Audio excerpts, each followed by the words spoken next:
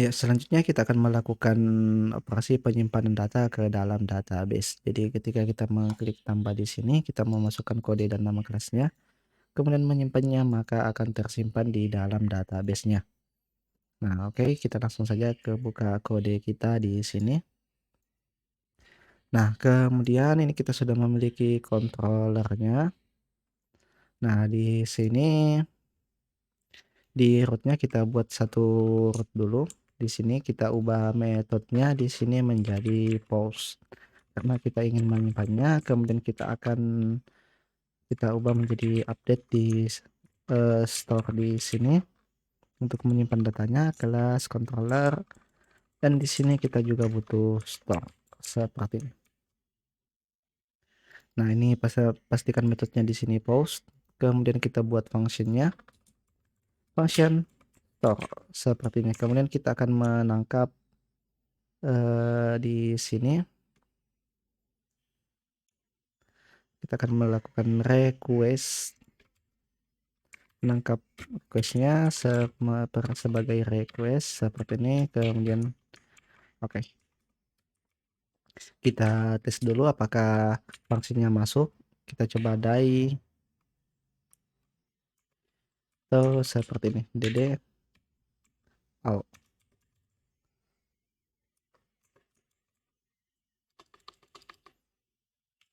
request out. Kita lihat apakah datanya masuk. Di create, kemudian di create ini kita berikan form di sini, tag form. Nah, kemudian actionnya itu kita samakan dengan yang di root untuk menyimpannya. Ini class/store, kemudian metodenya kita berikan get, berikan post di sini. Formnya penutupnya kita pindahkan ke bawah, di bawah button seperti ini. Setelah itu di sini, nah kemudian kita coba dulu apakah masuk.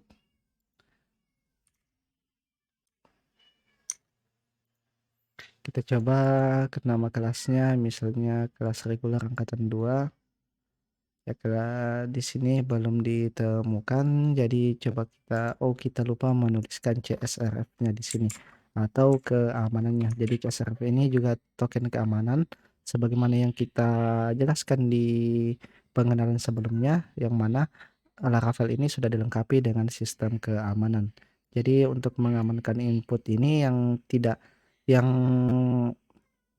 untuk mengamankannya supaya tidak diakses dari aplikasi lain, maka digunakanlah token seperti ini. Jadi kita coba dulu refresh, kita coba di sini refresh. Nah, jadi data-datanya sudah masuk. Nah, ini adalah token CSRF-nya tadi. Nah, oke, sekarang tinggal kita menyimpannya di dalam function kita. Ini bisa kita komentari dulu. Nah, kita akan menangkapnya di dalam variabel ini, variabel data. Variabel data sama dengan request. Kita akan validasi terlebih dahulu, validate seperti ini. Nah, jadi sebelum disimpan akan divalidasi dulu apakah datanya ada atau tidak. Jadi di sini kita validasi dulu kodenya. Kemudian kita coba required seperti ini. Artinya dia tidak boleh kosong dan juga dia unik. Seperti ini, unik dari tabel kelas. Lihat nama tabelnya. Enggak, tabel kelas. Kemudian name-nya juga seperti ini. Dia tidak boleh kosong. Required seperti ini. Jadi kita coba dulu. Harusnya tidak terjadi apa-apa di sini. Dia tetap berada di halaman ini. Validate unique class, ada kesalahan unique. Ya, di sini bukan titik ya, tapi titik 2 seperti ini. Jadi kita refresh dulu. Nah, di sini kita diarahkan ke halaman kosong karena memang belum. Jadi kita tambahkan validasi di sini dulu. Jika error, maka error pada nama formnya apa, kode. Kemudian kita akan menampilkan invalid error seperti ini. Kemudian ini adalah kelas dari Bootstrap. Kemudian end error seperti ini. Jadi coba kita lihat di sini dulu. Kita simpan. Nah, di sini error, di sini dia tidak kemana-mana karena terjadi error. Bukan invalid ya, tapi bukan invalid error, tapi is invalid. Seperti ini kita refresh. Nah, dia akan merah ketika kosong. Begitu juga di kelas kita berikan di sini.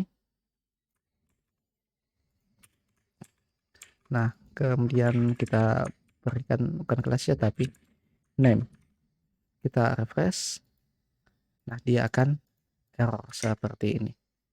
Nah, jadi kalau misalnya kita tidak buat dia tidak kosong seperti ini, nah maka akan dialihkan ke halaman berikutnya. Ini masih kosong karena kita belum melakukan tindakan setelah melakukan validasinya. Jadi tinggal kita menambahkannya ke dalam database setelah lolos validasi. Kita menambahkannya ke database.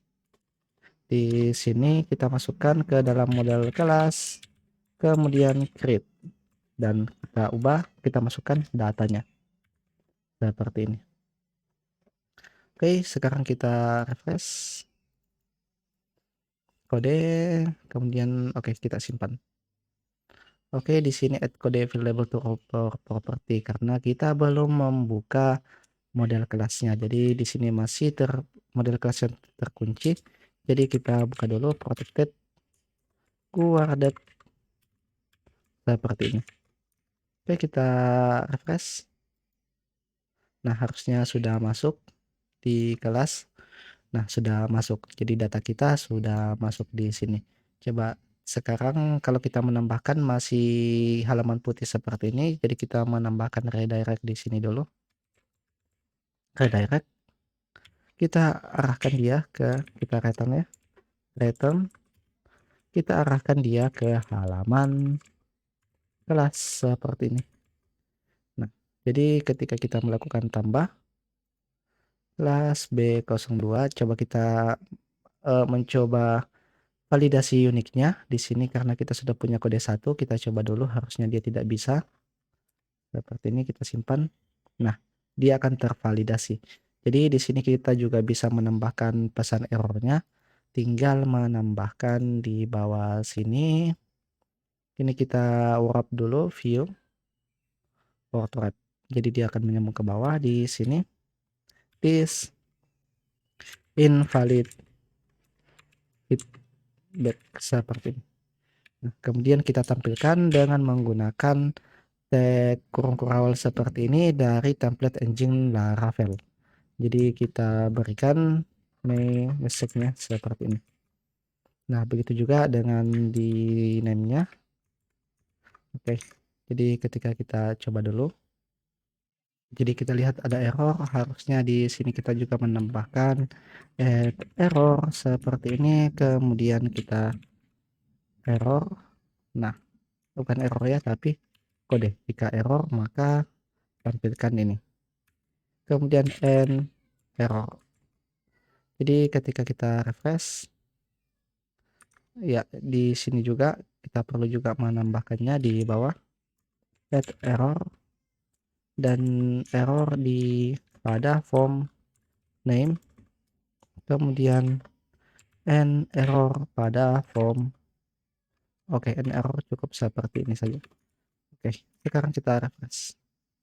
Nah, jadi coba kita masukkan B1, kemudian angkatan ini kita simpan. Nah, ini kode telah tersedia. Kemudian coba kita kosongkan, lihat pesannya. Nah, ini default name is required. Jadi coba kita masukkan kode yang berbeda. Kemudian ini angkatan 1, oke. Kita simpan. Nah, sudah dialihkan ke halaman ini dan ketika kita lihat maka kita sudah memiliki 2 data di sini. Jadi kemudian kita akan membacanya di dalam sini. kita akan membaca datanya, kita akan mengambil data dari database, kita kembali ke controller kita di indeks seperti ini. Ini kita bisa ubah dia menjadi array asosiatif seperti ini, data kita simpan di dalam array. Nah, seperti ini. Kemudian kita akan mengopor variabel konten kelas indeks. Seperti ini. Kemudian variabel kelas dan kita akses kelasnya dan kita akses modelnya kelas, kemudian kita mengambil semua datanya seperti ini. Nah, kemudian ketika kita refresh belum terjadi apa-apa karena kita belum menyesuaikan di bagian view-nya seperti ini. Jadi ini kita bisa hapus dulu, yang ini kita hapus dulu. Kita hapus, ini kita sisakan satu. Nah, kita refresh. Nah, sisa satu. Jadi kita coba melakukan perulangan di sini. Kita langsung saja melakukan for each. Nah, for each kemudian kita lihat variabel apa yang kita kirim tadi. Nah, sesuaikan dengan variabel yang di sini. Kemudian ini kita pindahkan ke bawah penutupnya. Nah, setelah itu item.